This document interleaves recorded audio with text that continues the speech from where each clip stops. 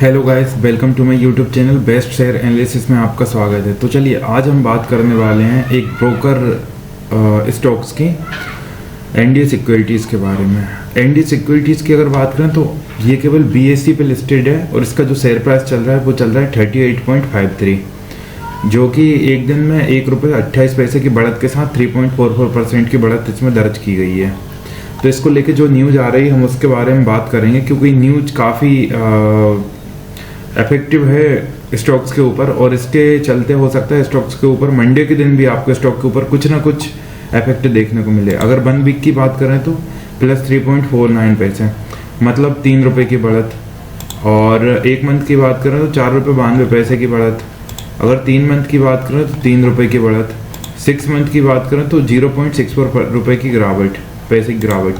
एक साल की बात करें तो ₹11.52 की बढ़त, ₹42.65 की बढ़त एक साल में, जो कि 42.65% काफ़ी ज़्यादा मैं मानता हूँ है एक साल के हिसाब से।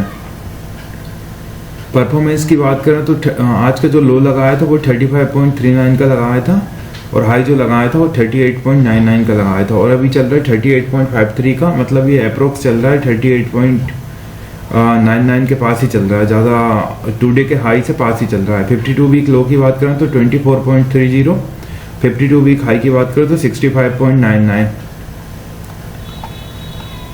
मार्केट कैप की बात करें तो 23 करोड़ का मार्केट कैप है। पीई रेशो की बात करें तो 154.12, पीई रेशो काफ़ी ज़्यादा है, पीवी रेशो भी ज़्यादा है क्योंकि बहुत ही स्मॉल कैप कंपनी है ये, तो पीवी रेशो इस हिसाब से काफ़ी ज़्यादा है। और इंडस्ट्री पीई की बात करें तो आप देखेंगे 29.11, इंडस्ट्री का पीई बहुत कम है, इसका पीई ₹154 है।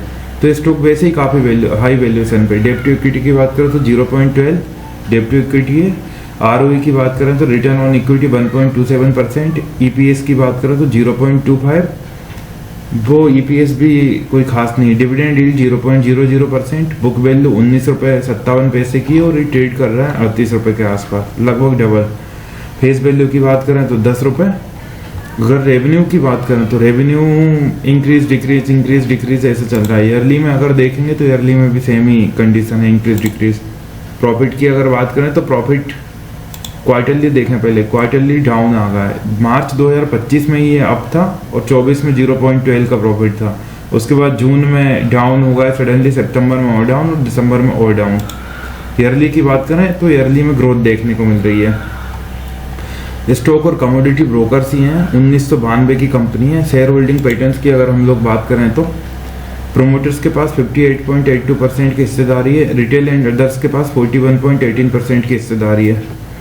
प्रोमोटर्स के पास 58.82% की हिस्सेदारी है, मतलब प्रोमोटर्स को अब भरोसा है अपनी कंपनी के ऊपर। 50% से ऊपर अगर प्रोमोटर्स की होल्डिंग है तो मेरा मानना है कि कंपनी बहुत शानदार है। लेकिन इसका मतलब ये नहीं कि प्रोमोटर होल्डिंग को अकेले देख के आप कंपनी में इन्वेस्ट करें, आपको और भी चीज़ें देखनी चाहिए। और रिटेल के पास 41.18% की हिस्सेदारी है, बाकी किसी और के पास कोई स्टेक है नहीं।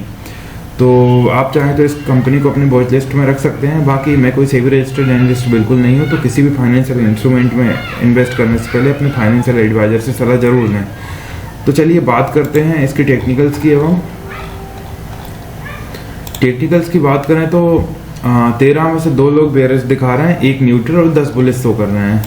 न्यूज़ की अगर बात करें तो जो रिलेटेड इससे न्यूज़ आ रही है वो काफ़ी ज़्यादा इफेक्ट डाल सकती है स्टॉक के ऊपर, हम उसकी बात करेंगे। Main ND securities limited appoints mister Ankit Gupta as CEO and Ms Isa Rastogi as independent director.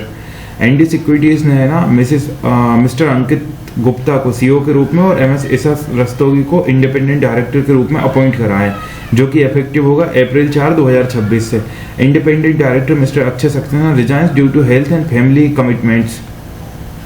Board committees reconstituted, board की जो कमेटी है वापस से रिकॉन्स्टिट्यूट हो गई है और अक्षय सक्सेना जो इसके इंडिपेंडेंट डायरेक्टर थे रिजाइन कर दिया हेल्थ और फैमिली कमिटमेंट्स के चलते।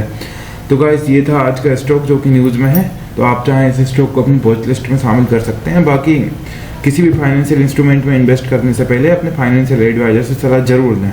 मैं कोई सेबी रजिस्टर्ड ब्रोकर बिल्कुल नहीं हूँ, मैं अपनी एनालिसिस के हिसाब से आपको न्यूज़ के हिसाब से स्टॉक्स रेकमेंड नहीं बताता हूँ केवल, यहाँ बाय सेल रिकमेंडेशन बिल्कुल नहीं है।